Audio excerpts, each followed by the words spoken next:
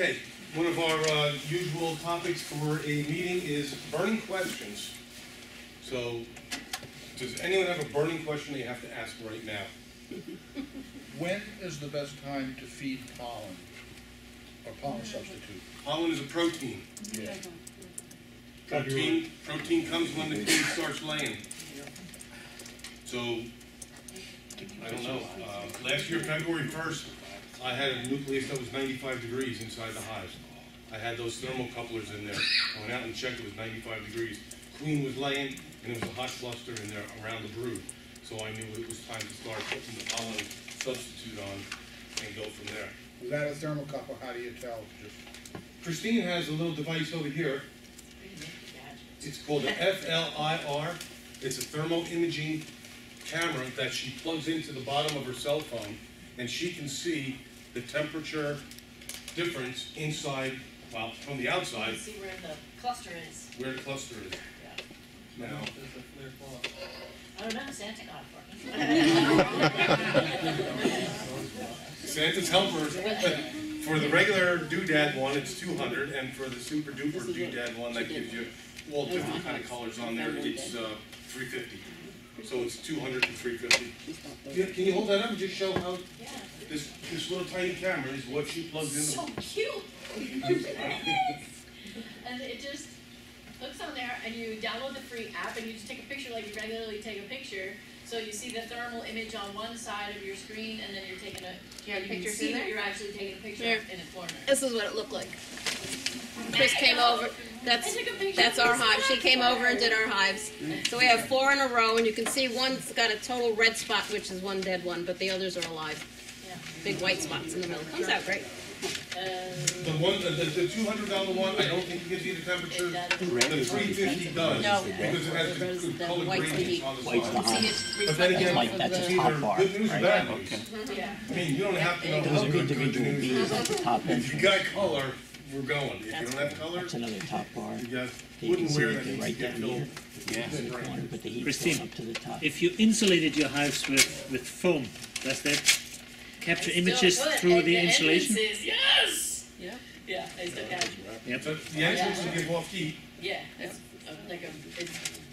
all the rest of it is orange, and that spot at the entrance is bright white. You can tell the heat's coming out. But there's a fire in there, right? That's an insulated hive. Tim, was that okay Like, with the pollen? Yeah, well, I was going to contribute to that discussion. So my question is, why would you want to feed pollen substitute? What are you planning on doing with those bees this year? I don't have an answer to that because I only read that, it says feed your bees pollen substitute. Good. And to answer your question, last year when I started feeding them, Landy got back to me and she said, you're going to constipate your bees, get rid of it. So I told her, but I was wondering, if not then, when? Well, people that are planning to split colonies will feed pollen substitute to get the bees stimulated earlier. Okay. But if you're not planning on doing that, if you just want to make a honey crop in your backyard, my suggestion would be to you to not do it and just allow that colony to build based on incoming food. Because I think we see a tremendous amount of swarming at different times of the year, and then sometimes it's because the beekeeper pushes the bees too hard with no plan in sight for what they're going to do with these pushed bees that have been fed thin syrup and pollen substitute. And before they do anything, the bees make a swarm cell and they split. So that would be my suggestion. Now, if you're planning on splitting every one of your colonies, then you might want to push them as long as you have access to queens early enough in the season so that you can do that splitting and actually give them a queen. If you're going to let them raise a queen, you wouldn't want to do it too early because if the weather's not conducive for the queen to fly and get mated, you're going to have poorly mated queens if you try to do it too early in the season. So my suggestion would be, if you're just trying to make a honey crop, let them grow on their own, unless they're deficient in food in some way. Thanks. Yeah. Tim, when that queen starts off, does she lay a drone? She'll be laying drones early. That starts off right in the beginning, doesn't it? Yeah, but the problem is, in New Jersey, I mean, in my observation hive, queens start laying around between now and February 15th. I would see them lay. But drones that are born 24 days later and then have a couple of weeks, there's not going to be good weather for mating at that time. So trying to do it too early is a real problem. I mean, it's not really going to solve your problem. It could make it worse. It could make it worse. Okay. But the drones are gonna be there, but. Every drone is not a good drone. You look around the room, every guy is not a good guy, right?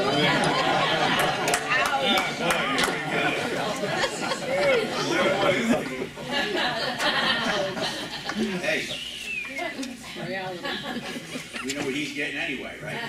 Classic. Any other I'm questions? sure. Yes. Just because I haven't looked at the penny yet, when are people going to start putting on the apple strips for the spring treatment? People start doing it. If you can pop the lid and the cluster's loose so you're not cutting bees in half trying to jam the strip down in there, you can put it on probably this weekend. Another suggestion is if you're going to use vaporized oxalic acid, which some people do, number one, we're going to talk about personal protective gear on that a little bit, but the cluster has to be loose enough that the vapor can penetrate the cluster. You wouldn't want to do something like that on an extremely cold day because the cluster will be too tight and the vapor will just go right around it. Yeah. The other thing, when you take put those strips in there, it's gotta be warm enough, right? 'Cause No. when you break that thing open, the box is open, do you think, because you have to get them into the bottom box and, second. You got to get them where the bees are, Dean. Where they are, okay. So do you think when it's 45, 50 degrees, it's warm enough? Yeah, you can pop the lid. More than likely the cluster will be near the top. That's an easy way to do it. Just you got to put it where bees will touch it. It's also a good way to look. I mean, you're not tearing the hive apart. You never want to take frames out so the bees in the cluster are falling down into the hive or falling on the ground this time of year. But you can pop the lid to see where the bees are. I do it all the time. In some instances, if the colony is hurting for food and there's honey on the outside, you can pull a frame of honey and put it next to the cluster. As long as the bees can touch the frame with honey, they can share it with their sisters. If there's an empty frame between honey and the cluster, they'll starve to death with 30 pounds of honey still in the hives when we get cold weather. So I think it's going to be 50, 60 this week. If your bees are in a protected place, there's going to be sun shining on them. There should be flight. You can pop the lid. I'm not saying tear the hive apart, but you can pop the inner cover, see what's going on, put the inner cover back on. Yeah. And it is a good time for the apivar. If the bees are loose enough so the apivar can go down between them. Basically on for 40 days? 42 days? 45 to 56. 45 to 56. So if you put it on now, whatever honey is in there is probably going to get consumed by the time they start with their spring honey. Correct. So now's a good time to get that strip on there. You want to ask if there are any new beekeepers to our group today? Okay, are there any new beekeepers to our group? Because, and we usually have one show during the year where the mistakes you made in beekeeping. Because if you keep making the same mistakes, sometimes you don't even know it's a mistake, but this is where we're trying to learn. Tom? I had a question. Normally you try to rotate the types of treatments you do for mites, Apigard, quick strips. Is that hold true for the oxalic acid vaporizers? Is that something they can build up an immunity to or a resistance to? I'll address that somewhat in my talk. Oh, good. We're going to Thanks. talk about controlling mites and the different types of treatments and things like that. Okay, you can hold off? Yes, sir, can. All right. Dick, question? Yeah, I just wanted to mention that I'm sure that when people check their hives right after the bitter cold, they probably saw a lot of dead bees at their entrance. And you get fearful that you're losing your whole hive. It doesn't always happen. The problem is sometimes all those bees are crammed together and there's no airflow through the hive. So what have you done in the past? Remove them all? Or just leave a small amount of space, let the bees take care of their detritus? What do you do? I think that's how the bees get down to the bottom, isn't it, Tim? Where the ones that are actively moving inside that cluster, if they have a dead one there, they're just gonna move it out and drop it. And eventually it's gotta go down to the bottom. When it's bitter cold, the bees are clustered, they don't go to the bottom, the deads fall off. Then when we get a weekend like this weekend where it's gonna be in the 60s, you're gonna see a lot of flight, and they're gonna be carrying out dead carcasses. Now, depending on what type of entrance reducer you use, if too many bees fall down, that entrance reducer could get plugged, which is a problem, which is why you'd always leave an upper entrance, so the bees always have a way to breathe and a way to fly. Yeah. Okay. And that was a problem I had, where I had the two entrances up the top, and they propylized one completely closed. I don't know why, they didn't like that back door entrance, they completely sealed it, and I just had the one in the front. So, if I only had the one in the front and they propylized that one, they're killing themselves with the moisture, with the water. And then, on mine, when I looked last week, every honey super I took off, I had dead bees in all four corners. Why would the bees migrate out to the edges and die out in the corner, out by the outside frame? Were they on the column? The honey super? Yes. Were they over the inner cover? No. Were they full of honey? Yes.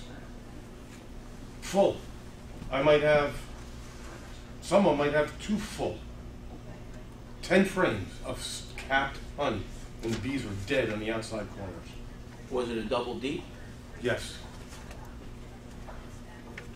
And was the cluster down in the bottom, or was it up in the honey super? Oh, they were in the bottom boxes. They were not in the honey super. The honey looked like it was there in the fall. So I don't know why they weren't, like the cluster would move up and move down, move up and move around in there. What I would do in that scenario, or what I do with my own bees, Dean, is I would put my inner cover on top of the double deep, put those honey supers on top of that, as long as the double deep didn't need any extra feed.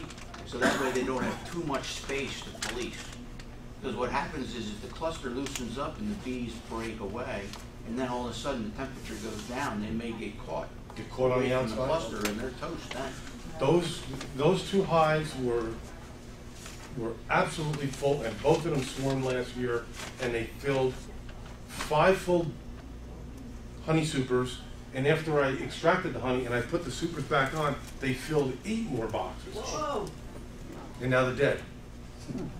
Those boxes above the 2 deeps become honeysuckles. Right? I have no, so right now, if I went out there would be 5 full boxes of honey, 10 frames in each. And then all the deeps have 2 full frames of honey on the outside. No bees. So in that case where you have 2 deeps and the top box is loaded with honey, the better option where Tim was going is put an inner cover between that and the top boxes and just store your honey there. That's what I was doing. Or take them off and collapse it to the smallest size that they could keep hot, because those top supers are nothing but honeysuckles. They get frozen, there's no use for the bee. Even if they get one warm day, they're not going to be able to warm them up enough to take advantage of them. The next question is, where do you store full honey supers? On top of the inner cover. The inner cover under the outer cover. So you have a honey That's why you said that. Go around and Leave them. I didn't think about Yeah, that. but when the inner cover is between them, they don't have to heat that. Right. And it does allow the air to pass through, and Right. and you don't have to store them in your garage, right? So which way do you put the inner cover? Boat shape or But deep side down. Bees are not going to draw wax in November, so December, the January. deep side down. So okay, so all right. And that's enough to vent the moisture out? If there's a notch in the inner cover. Yeah. Do you have to put another inner cover under the outer cover? No, just put the outer cover on top. No condensation up there?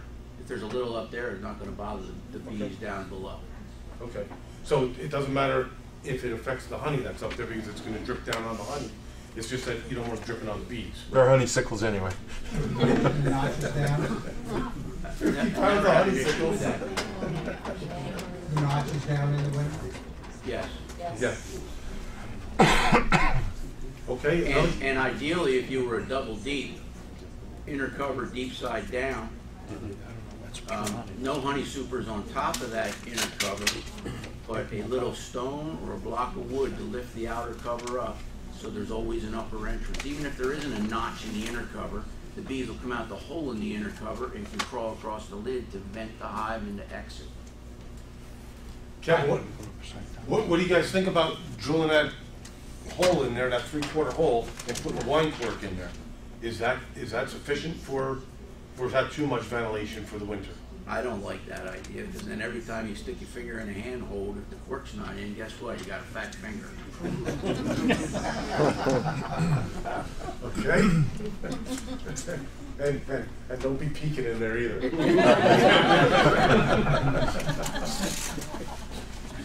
I know during, the spring, summer, and fall, you have to make sure the bees have adequate water. What do you do during the winter to make sure they have water? Do they drink water during the winter, or do they get it from the syrup, sugar?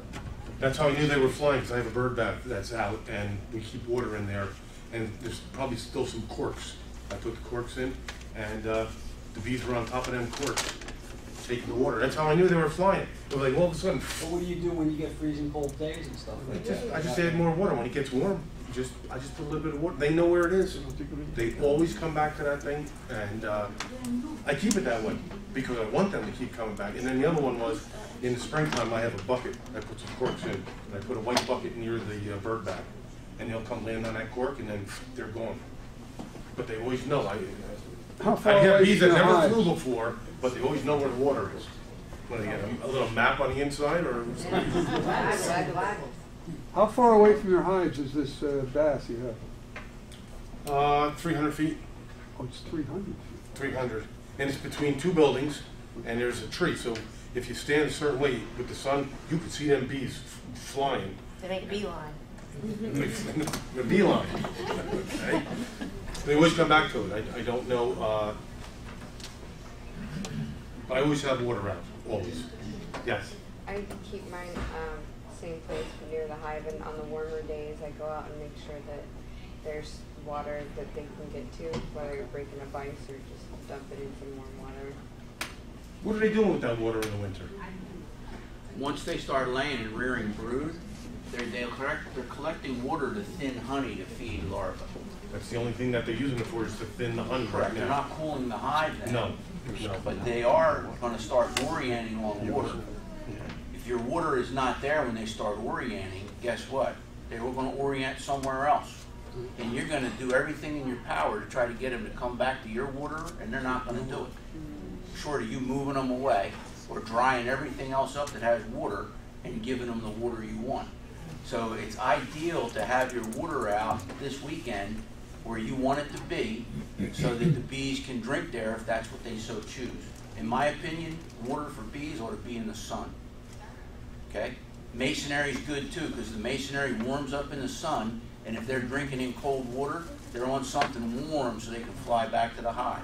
If you put them in a 5-gallon bucket in the shade, I see plenty of people do this, 5-gallon bucket in the shade, the bees got to go down the bucket. They'll do it if they're really thirsty, but they're not going to do it when it's cold out. Okay? It's not ideal. What happens is neighbors' pools, the covers, collect water. And guess what? That's exactly where the bees start orienting now. Then, when the kids start swimming in July, guess where your bees are drinking? In the neighbor's pool, because they were drinking on top of the cover. Now the cover's not there, they're drinking under the cover. And now you got a big fat problem on your hand. The time to resolve that problem is now, is not to wait till June or July to do it.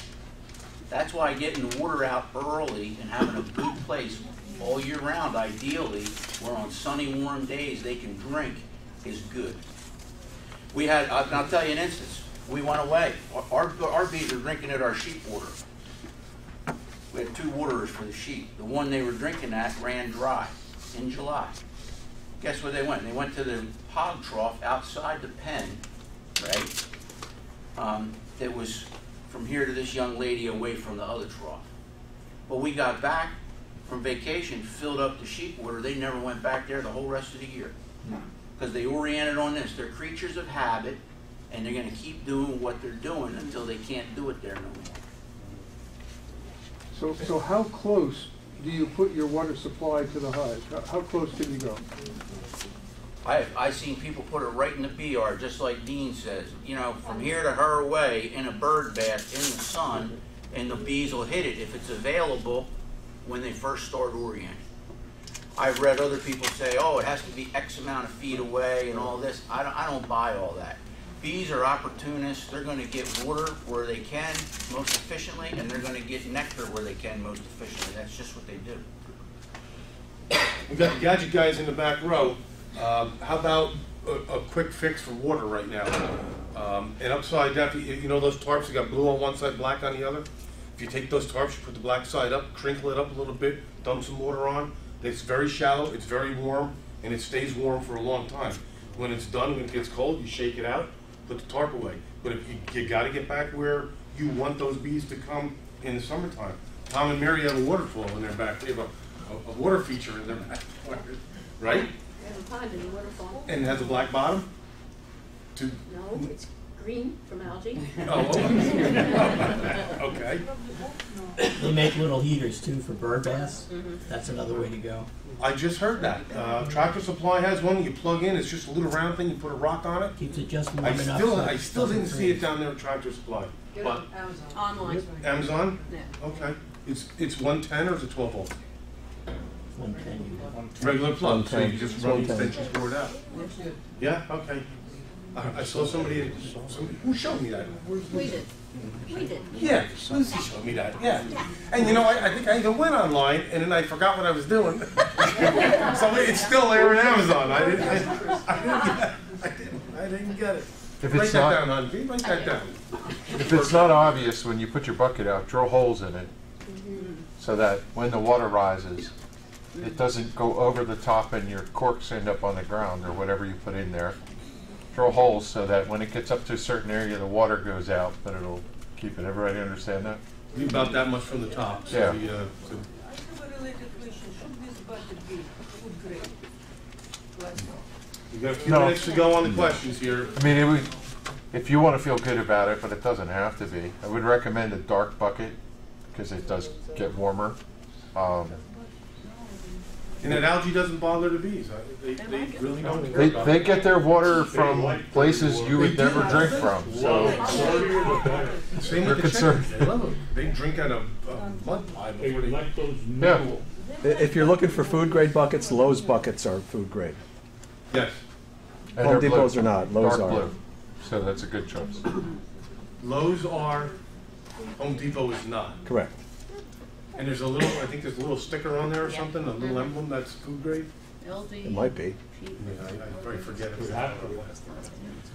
Okay, anything else? How can we add to this? If you're looking for buckets, Costco, go to the bakery and ask them if you get there at the right time before they recycle them, they'll be happy to give you the buckets from the icing. 5 gallon? Not 5, no, it's No, the smaller ones. Oh, small, okay. That's all right. Because sometimes they're 7 gallons, and those, they're like Yeah. really hard to carry when they're full of water, so. Yeah, they're even 5 harder or to carry less, than full of honey. that'd be great then, okay, Costco. Sometimes. Okay, yes. Has anybody tried putting lemongrass in the water? Did bees like that? We tried it, they didn't like it. Yeah, they didn't like it. It's like good. Lemongrass or what kind of vinegar? Star anise they like. Star anise, With apple cider vinegar. apple cider vinegar, connoisseurs. They make a lot of honey though. I don't know what it tastes like. Okay, anything else? Any other tips, tricks? Guys in the back, you covered? Yeah. Got my first ad from a bee seller of nukes today. It came in the mail. Everybody's looking to make money right now. Tractor Supply has 3-pound packages, Really? $179. Whoa! You gotta order them? Shipped directly to your door. They're growing them someplace and shipping them direct to your house. $179. That's for 3 frames? I was gonna say, that sounds like a pretty good business to get into, right? You can start selling 3-pound packages. Holy cow. Are they inspected when they come in from Tractor Supply? There'll have to be a certificate with them, but their Tractor Supply's not raising them, they're buying them from a package producer. And that's it, they're just shipping them out, I They guess. might be buying them from the same people Man Lake buying from, for all we know. Yeah, don't know. So, That's the first time I saw that. It was a little fancy ad that Who's gonna pay $179 for a 3-pound package? I don't know. But I guess if nobody knows, where else would you? Do we have any members that sell packages? Anybody want to advertise? I sell nukes. Nukes? Okay. I gotta call that guy. Okay. Five frames in 4 frames. 4 once it gets later. Okay. All right. Are they treated? Yeah. I don't use chemicals. But who's it, Grant Stiles, I bought some from him, and he had the strips of the Apivar. Apivar was already in there, Yeah. in the nukes. Okay.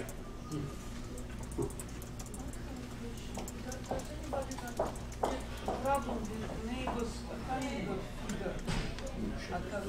Neighbors doing what? Hummingbird feeders. Hummingbird Syrup. Hummingbird. Yeah, I found red stuff. Only if there's a The bees are on the honey, yeah? Bringing red Yeah. stuff into the hive.